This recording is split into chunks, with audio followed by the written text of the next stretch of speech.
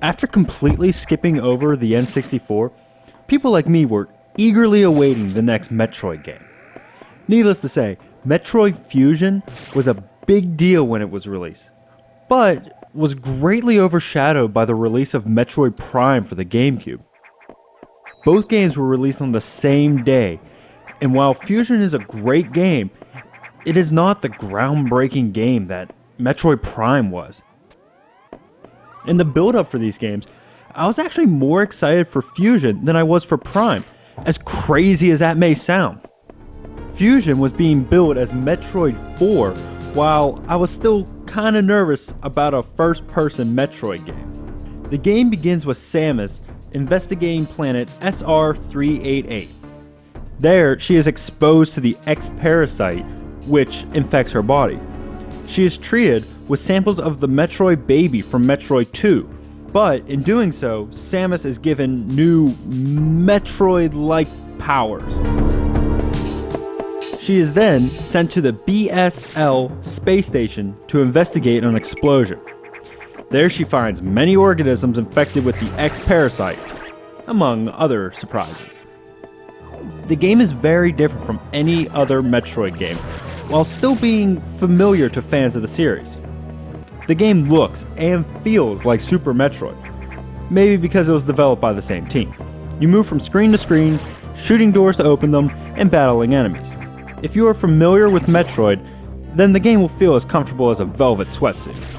But when people talk about this game, they don't talk about the similarities.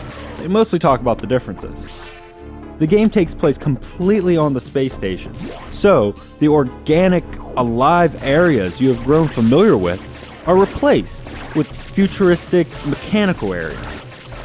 There are some parts that resemble levels from the past, but get used to gears and machines more often than not. But the biggest change is hard to describe. When I think Metroid, I think open world that gives me the sense of isolation. That is gone from this game. The game is much more linear than any other Metroid game. Throughout the game, you'll find navigation rooms that indicate on your map exactly where you need to go next. This really takes away from the feel that I get when I play other Metroid games. With a clear direction, the game is more of a get from one point to another and along the way find new power-ups, rather than being abandoned on a planet with no idea where to go. It is still fun finding secrets, but it just doesn't have the same feel. Also, added is something that I was not expecting, and that is a story.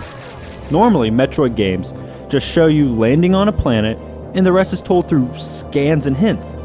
This time, there are full-on cutscenes that dig up more about Samus's past.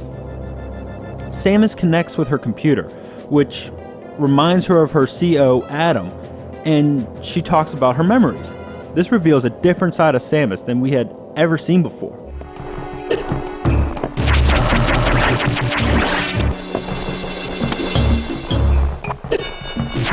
Metroid Fusion is a very unique entry into the Metroid series, and should be enjoyed by anyone who loves the games. It is arguably the best controlling Metroid game, but the things that make it unique also hold it back from having what makes Metroid so special. It is fun and engrossing, but with the addition of a story and being more linear, it just has a different feel.